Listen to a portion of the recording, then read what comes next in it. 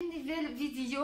Ça, c'est une vidéo sur les règles fondamentales de Paal.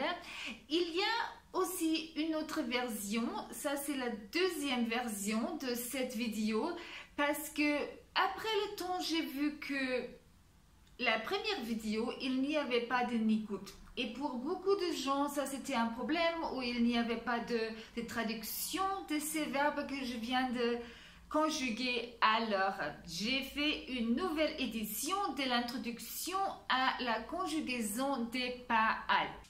Et bien sûr, tout ce que je dis dans cette vidéo, vous trouvez aussi dans les livres que j'ai publiés sur la conjugaison des verbes hébreux, toute l'information, comme toujours, dans la description de cette vidéo.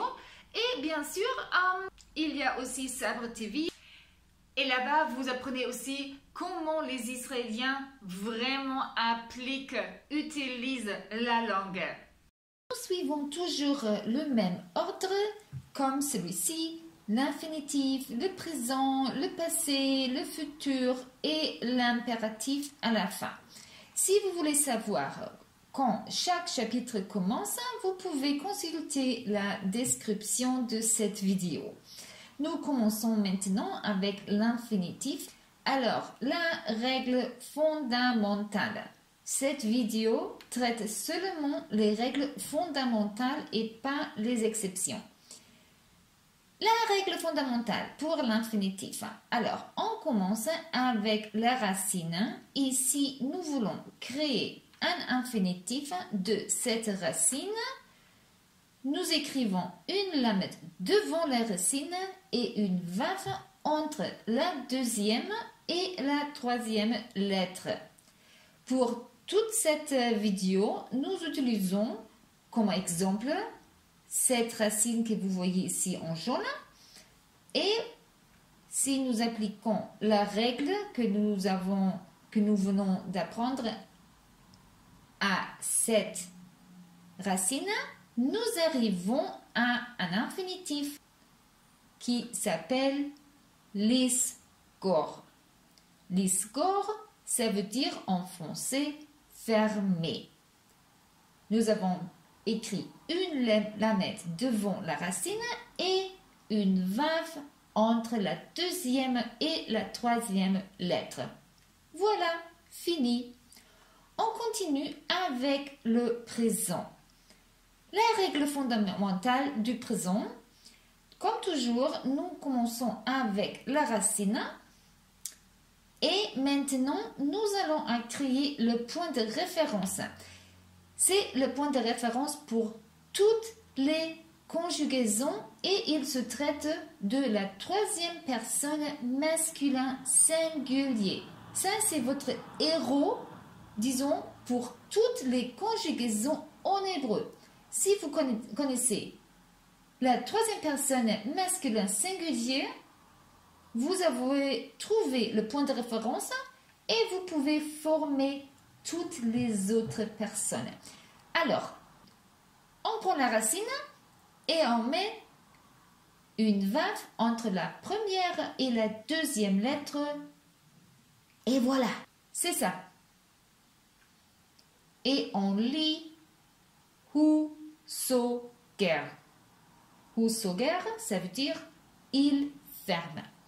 Maintenant, c'est notre point de référence et nous commençons à créer les autres personnes. Husoger, hi sogeret, hem sogrim, hen sogrot. D'accord? Bon, tout ce que je dis dans cette vidéo et aussi dans les autres vidéos sur les verbes, vous pouvez trouver dans le livre. J'ai publié 2 livres. Il y a le manuel d'apprentissage et aussi le cahier d'exercice avec les tables et aussi avec les clés. Toute l'information sur le livre, vous trouvez dans la description de cette vidéo. Bon, nous continuons avec le passé. Le passé. Comme toujours, on commence avec la racine. Oui, je sais, c'est presque ennuyant, mais c'est aussi facile parce que c'est notre point de référence où commencer. Et la troisième personne masculin singulier dont nous avons besoin pour former toutes les personnes, cette personne suit le nom du binyan. Alors, qu'est-ce que ça veut dire? Pa'al. Et il faut l'écrire en hébreu parce que sinon, si on l'écrit en français, on ne le voit pas. Qu'est-ce qu'on voit? On voit seulement les lettres de la racine. Ça veut dire, c'est déjà le passé de la troisième personne masculin singulier. Ici, notre racine exemplaire. Et pour en former le passé de la troisième personne masculin singulier, on a besoin des lettres de la racine.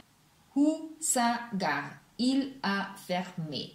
Le passé de la troisième personne masculin singulier est absolument identique à la racine. Je peux aussi vous donner ici un petit truc. Le son est le même comme le nom du binyan. Le binyan s'appelle Pa'al. Alors, il faut aussi avoir des mêmes vocales dans le passé.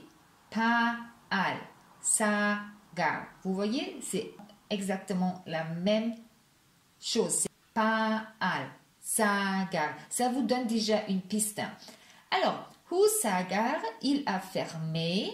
Avec cette information, nous allons à la table du passé. Vous la voyez ici. J'ai déjà écrit ici Hu sagar. Et maintenant, nous allons remplir le reste. Et nous arrivons à Ani sagarti. Ata sagarta. At sagart. Hu sagar. Hi sagra. Anachno sagarno. Atem aten sagartem sagarten. Hem hen sagro. Et voilà, nous sommes arrivés à la fin du chapitre sur le passé. Le futur. Ici, on a besoin des pré et suffixes. Les préfixes et les suffixes, j'ai marqué ici en rouge. Ça, c'est notre table dont nous avons besoin pour le futur. La règle fondamentale, notre point de référence, ça veut dire troisième personne masculin singulier,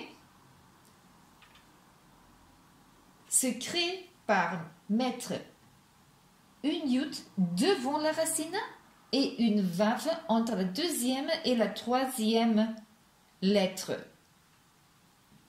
La vav est pour toutes les personnes et la yud, c'est le préfixe de la troisième personne masculin singulier. Appliquez cette règle à notre racine exemplaire. Nous lisons Hu yisgor. Il fermera. Comme vous savez, l'infinitif était lisgor. Si l'infinitif est lisgor, le futur du masculin de la troisième personne masculin singulier sera yisgor. Lisgor, yisgor. Peut-être ça vous aide un peu. Et voilà. Hu yisgor, nous écrivons dans la table et on la remplit. Et peut-être quelques-uns de vous me disent déjà, écoute Ruth, tu as dit que la vav, elle est pour toutes les personnes, mais qu'est-ce qui se passe avec at tisgri et atem tisgru, hem yisgru? Où est la vav entre la deuxième et la troisième lettre? Vous avez raison. Ici, il n'y a plus de vav entre la gimel et la resh. Qu'est-ce qui s'est passé? Alors, ce qui s'y passe, c'est que les suffixes éradiquent la vav.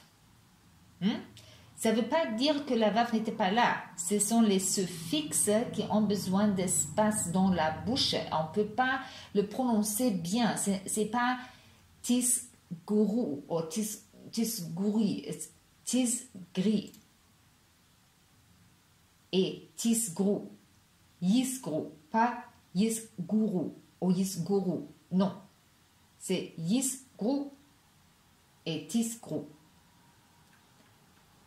On va lire la table ensemble maintenant. Ani esgor, ata tisgor, at tisgri, hu yisgor, hi tisgor, anachnu nisgor, aten tisgru, hen yisgru. Maintenant, nous arrivons au dernier point, c'est l'impératif. Beaucoup de vous savent déjà que vous avez deux possibilités pour former l'impératif. Si vous voulez utiliser le temps du futur, c'est très facile. Vous prenez la table que nous venons de créer ensemble, la table du futur. Vous allez identifier les personnes qu'on peut utiliser pour un impératif. C'est toi masculin, toi féminin et vous comme groupe. Le futur de ces personnes, on peut utiliser comme impératif. Mais quelle est la règle fondamentale pour l'impératif, comme je l'appelle, correct? Alors, on prend la racine, on met une VAF entre la deuxième et la troisième lettre et voilà, c'est ça. Avec notre racine, nous arrivons à segor, ferme. Et d'ici, nous créons les autres deux impératifs qui nous manquent pour une femme et pour un groupe. Alors, à un homme, je dis segor. À une femme, je dis segri. Et à un groupe, je dis segru. Ici, la même situation. Il n'y a pas de VAF entre gimel et resh dans segri et dans segru. Parce que aussi, ici, la règle est très pareille. Les suffixes éradiquent la VAF. Nous avons vu ça déjà. Et c'est pour cela que c'est segor, mais segri et segru. Merci pour votre attention. Bon, j'espère que je vais vous revoir dans la prochaine vidéo. À plus, les chicottes.